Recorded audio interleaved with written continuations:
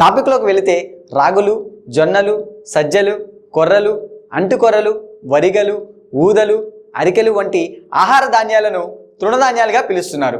ఇటీవల కాలంలో వీటినే సిరిధాన్యాలుగా కూడా పిలుస్తున్నారు.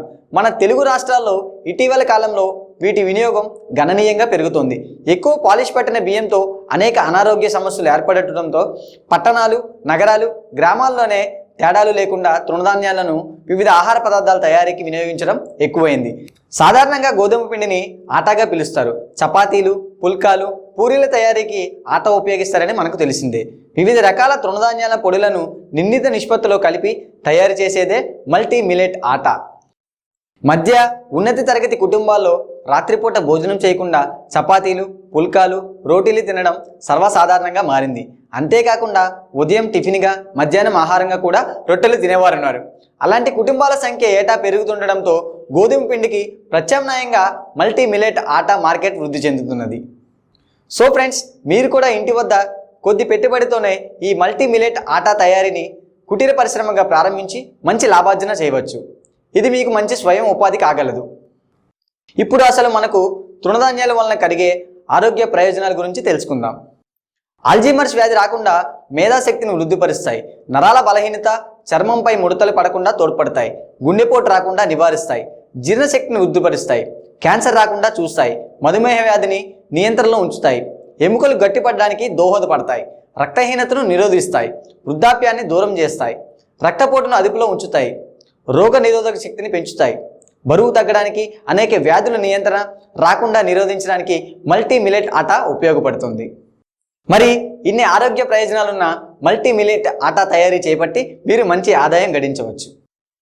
మల్టీ మిల్లెట్ ఆటా తయారీ బిజినెస్ గురించి మరిన్ని వివరాలు తెలుసుకునే ముందు ఇప్పటి వరకు మన ఛానల్ని సబ్స్క్రైబ్ చేయని వారు ఎవరైనా ఉంటే ఇప్పుడే ఛానల్ని సబ్స్క్రైబ్ చేసుకోండి.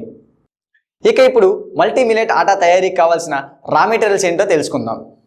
రాగులు, జొన్నలు, సజ్జలు, కొర్రలు, అంటుకొర్రలు, వరిగలు, ఊదలు, అరికెలు వంటి వివిధ తృణధాన్యాలు, గోధుమలు, ప్యాకింగ్ మెటీరియల్స్ వంటి కావాల్సి ఉంటుంది.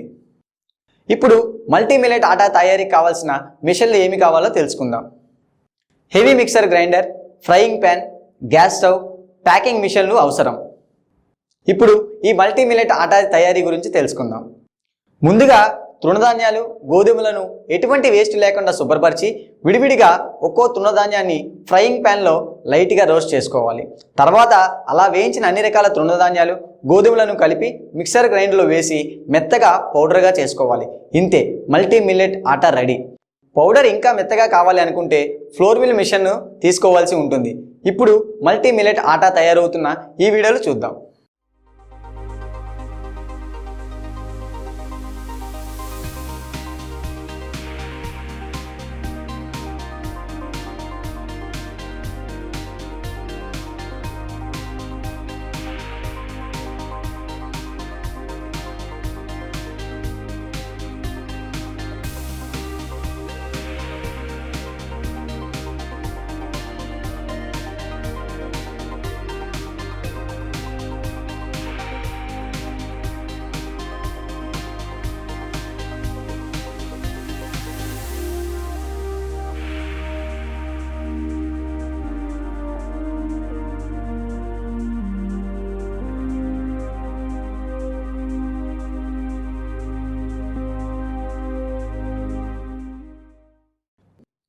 ఇప్పుడు మార్కెటింగ్ గురించి తెలుసుకుందాం.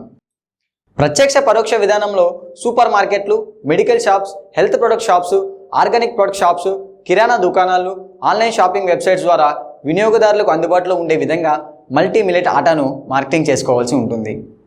ఇంకా అన్ని రకాల సోషల్ మీడియా ప్లాట్ఫామ్లలో మల్టీ మిల్లెట్ ఆటా వలన కలిగే ఆరోగ్య ప్రయోజనాలను ప్రమోట్ చేస్తూ మన ప్రొడక్ట్స్ను సేల్ చేసుకోవాలి.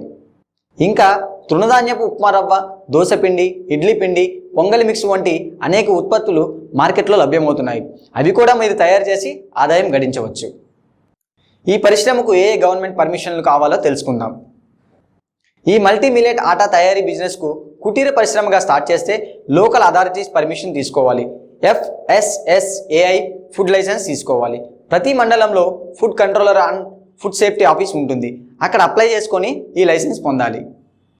ఈ బిజినెస్ను ప్రారంభించే ముందు మార్కెట్లో మల్టీ మిల్లెట్ ఆటా గురించి ఇతర విషయాలపై మరింత అధ్యయనం చేసి ముందుకు వెళ్ళగలరని మా మనవి.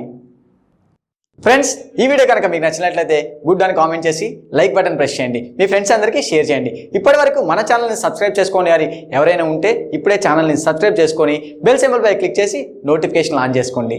Thank you.